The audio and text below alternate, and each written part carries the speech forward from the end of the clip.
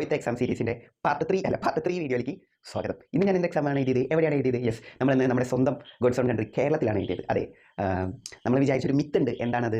അതായത് കേരളത്തിൽ കൊയ്ത്ത് എക്സാം പാസ്സാവാൻ കുറച്ച് ബുദ്ധിമുട്ടാണ് എന്നുള്ള ഒരു മിത്തുണ്ട്. അപ്പോൾ ആ ഒരു മിത്ത് മൂലം എല്ലാവരും പാസ്സാവുന്നത് ചെന്നൈയിലാണ്. നേരെ ചെന്നൈ പോയി എഴുതി. അപ്പം എനിക്ക് പാസ്സാവാൻ പറ്റിയില്ല. ആക്ച്വലി എനിക്ക് ചെന്നൈയിൽ നിന്ന് ഹ്യോറനും സ്പ്രഹനും കിട്ടിയായിരുന്നു. അതിൻ്റെ സ്പ്രഹൻ സ്റ്റോറി അടുത്ത വീഡിയോ വരാം. അപ്പോൾ ഈ ഒരു സ്റ്റോറി വരാം. അങ്ങനെ തൃശ്ശിയിൽ നമ്മൾ എഴുതിയപ്പോൾ ഏറെക്കുറെ 55% ഉണ്ടായി. അതായത് 2 മാർക്ക് 5%. അങ്ങനെ നമ്മൾ അത് കിട്ടിയില്ല.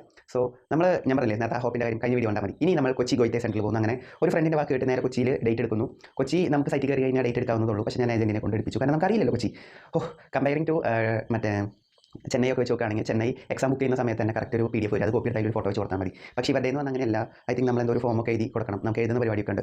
അങ്ങനെ ഞാൻ എക്സാമിൻ്റെ തലേദിവസം ഒരു വൈകിട്ട് നമ്മളവിടെ പോയി. എനിക്ക് അവിടെ ഒരു ഫ്രണ്ട് ഉണ്ട്. ജസ്റ്റ് കാലത്ത് പോകേണ്ട കാര്യമുള്ളൂ കൊച്ചിക്കൊക്കെ ആണെങ്കിൽ. അപ്പോൾ ഞാൻ നേരെ കൊച്ചിയിലോട്ട് പോയി. അങ്ങനെ കൊച്ചിയിലോട്ട് പോയിട്ട് നേരെ റെയിൽവേ സ്റ്റേഷനിലേക്ക് എത്തി. അതായത് വേറൊരു ഫ്രണ്ടിൻ്റെ അവിടെ ആയിരുന്നു. അപ്പോൾ അവിടെ നിന്ന് മെട്രോ കയറി റെയിൽവേ സ്റ്റേഷനിലേക്ക് എത്തി. റെയിൽവേ സ്റ്റേഷൻ്റെ അവിടെ അതായത് റെയിൽവേ സ്റ്റേഷൻ്റെ അവിടെ നിന്ന് ഗൂഗിൾ മാപ്പ് ഇട്ടാൽ മതി. ജസ്റ്റ് നടക്കാനുള്ള ദൂരമുള്ളൂ. അപ്പോൾ നമ്മൾ സൗത്ത് റെയിൽവേ സ്റ്റേഷനിൽ നിന്ന് പുറത്തേക്ക് ഇറങ്ങി വരുന്ന വഴിയാണെങ്കിൽ നേരെ റൈറ്റ് സൈഡിലോട്ട് പോയി കഴിഞ്ഞാലാണ് എക്സാം. റൈറ്റ് സൈഡിലോട്ട് കുറച്ച് പോയി കഴിഞ്ഞ് കഴിഞ്ഞാൽ ഒരു ചാവറ എന്ന് പറഞ്ഞിട്ടുള്ളൊരു ബിൽഡിംഗ് ഉണ്ട്. അപ്പോൾ ആ ബിൽഡിങ്ങിലായിരുന്നു പണ്ടത്തെ പോയിട്ട്. പക്ഷേ ഇപ്പം അങ്ങനെ അതല്ല. അതിൻ്റെ അപ്പുറത്ത് ഒരു ചെറിയൊരു സെൻറ്റർ അവർ സ്റ്റാർട്ട് ചെയ്തിട്ടുണ്ട്. അവിടെയാണ് എക്സാം. അപ്പോൾ ഞാൻ ഈ ഒരു സ്ഥലത്ത് നിന്നിട്ട് ആദ്യം ഞാൻ പോയ അന്ന് ഇവിടെ ഞാൻ നിന്നിട്ട് ഞാനിവിടെ എൻ്റെ ആരും കാണാത്ത സെക്യൂരിറ്റിയോട് ചോദിച്ചപ്പോൾ ആൾ പറഞ്ഞു ഇവിടെ എക്സാം അപ്പുറത്താണ് എക്സാം. ഓക്കെ, അങ്ങനെ ഞാൻ നേരെ അങ്ങോട്ട് പോയതിന് ശേഷം നമ്മളെ മറ്റേ മഴ പെയ്തുകൊണ്ടാണ് തോന്നുന്നു പെട്ടെന്ന് അകത്ത് കയറ്റിയിരുത്തി. അപ്പം അകത്ത് കയറ്റിയിരുത്താൻ വേണ്ടി നമ്മളെ ചെക്ക് ചെയ്യും. നമ്മുടെ പാസ്പോർട്ടും ഹോൾ ടിക്കറ്റും ചെക്ക് ചെയ്യുന്ന ഒരു സമയത്തുണ്ട്.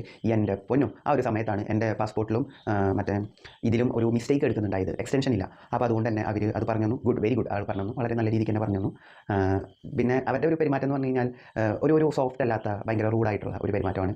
അവരുടെ ആ ഒരു സർവീസ് ഭയങ്കര മോശമായിരുന്നു. അവിടെ ഇരിക്കുന്ന ഒരു 2 ചേട്ടന്മാർ കുറച്ച് മോശം സർവീസ് ആയിരുന്നു. നമുക്ക് അവരെ കൊണ്ട് പറ്റുന്ന രീതിയിൽ നന്നായിരിക്കും. പക്ഷേ നമ്മൾ എക്സാം ചെയ്ത് ഇത്ര പൈസ മുടക്കി, അതായത് 5000 രൂപ മുടക്കി 4500 രൂപ മുടക്കി എക്സാം ചെയ്താൽ അതിൻ്റെ ഒരു ടെൻഷനിലൊക്കെ നിൽക്കുമ്പോൾ ഇവർ ഇതൊന്നും എന്നൊക്കെ പറയുമ്പോൾ അത് കുറച്ച് വിഷമം ഉണ്ടാക്കുന്ന കാര്യമാണ്. പ്രത്യേകിച്ച് നമ്മൾ മലയാളീസ്, അതായത് കേരളത്തിന് പുറത്തൊക്കെ ചെന്ന് എഴുതിയപ്പോൾ വളരെ ഡീസൻ്റായിട്ട് ചെന്ന് എഴുതി. വളരെ നല്ല രീതിക്കുള്ള പെരുമാറ്റമായിരുന്നു അവർക്ക്. പക്ഷേ മലയാളീസിനോട് കുറച്ച് ശോകമായിട്ട് എനിക്ക് ഫീൽ ചെയ്തു. ദെൻ അവിടെ ഇരുന്നതിന് ശേഷം ഏറെക്കുറെ 11 മണിക്ക് എക്സാം പറഞ്ഞതെന്ന് തോന്നുന്നു. 11:30 അപ്പോൾ പറഞ്ഞ ഒരു പഞ്ച്വാലിറ്റി ഒന്നും കീപ്പ് ചെയ്തില്ല. അതിനുശേഷം നേരെ എക്സാം കയറ്റി. എക്സാം ഹോളൊക്കെ അടിപൊളി തന്നെയാണ്. ഹോളൊക്കെ എല്ലാ കൊയ്ത്തിലും ഹോളൊക്കെ അടിപൊളിയാണ്, കാര്യങ്ങളാണ്. നല്ല ഇൻവിജിലേറ്ററൊക്കെ തന്നെയാണ് എല്ലായിടത്തും. നമുക്കങ്ങനെ ഇൻവിജിലേറ്റർ എന്ന് പറയാനായിട്ട് നമുക്കങ്ങനെ ഇല്ല. കറക്റ്റ് ടൈമിന് പേപ്പർ വരും, നമ്മൾ നേരെ കറക്റ്റായിട്ട് എഴുതും, ദെൻ അത് കൊടുക്കും, അത്രേ ഉള്ളൂ. അപ്പോൾ അതിനകത്ത് നമ്മൾ ഇതൊന്നുമില്ല.